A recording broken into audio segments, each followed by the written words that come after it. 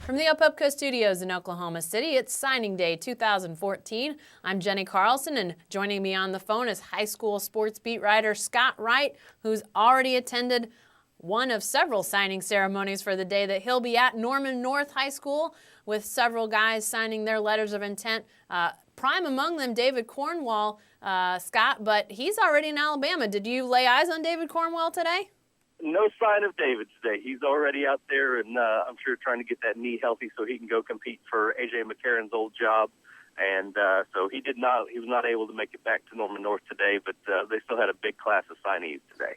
Well, what about the scene out there struck you? Like you say, a big class, a lot of guys. Who was prime on your list as you went out to North? Well, really, the most interesting one of the bunch was Nick Basquin, who was an All-State receiver on our first-team All-State team. An incredible receiver, had multiple offers, including New Mexico and Wyoming.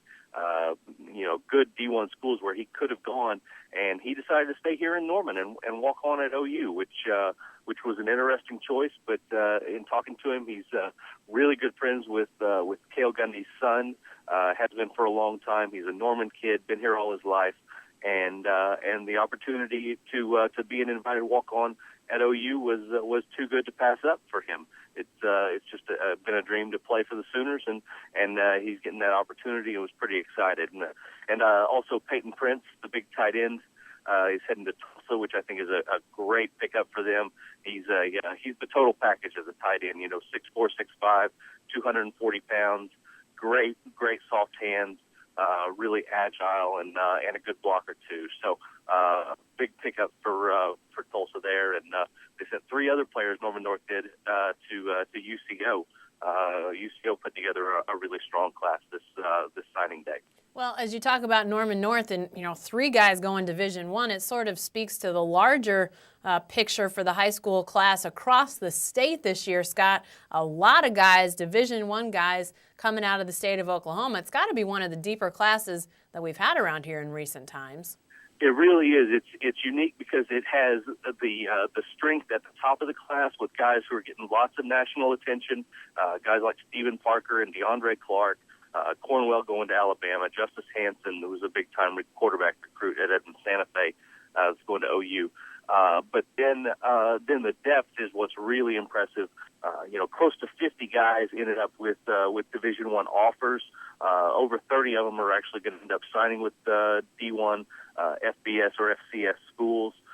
Some guys are going the JUCO route. Some guys chose to stay close to home over taking those D1 offers.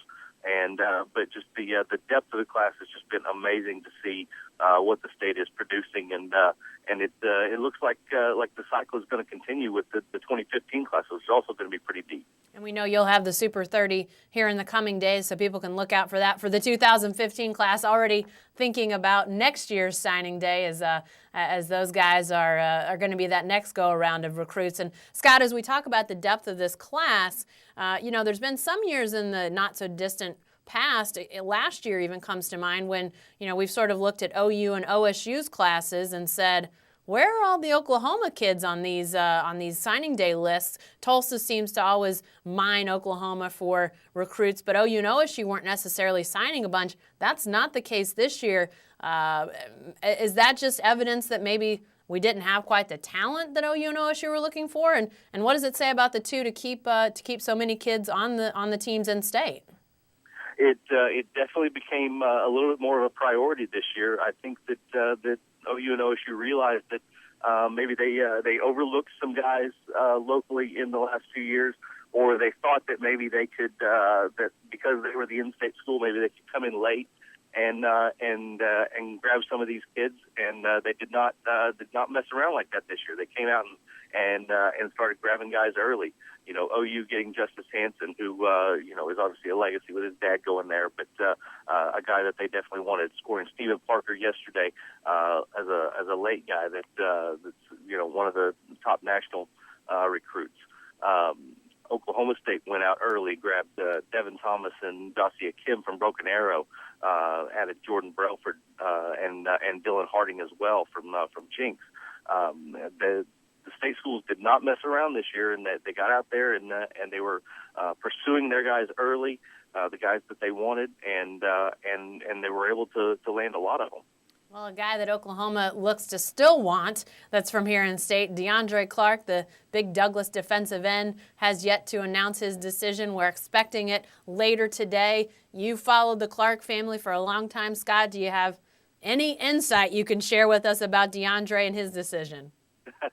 I wish that I did. I saw DeAndre on Twitter this morning talking about how he can't sleep. It's signing day, and he just can't get any rest. So I think that this is still a tough decision for him, no matter what. I know that he really likes LSU. He really likes Coach Miles and the idea of going and playing in the SEC.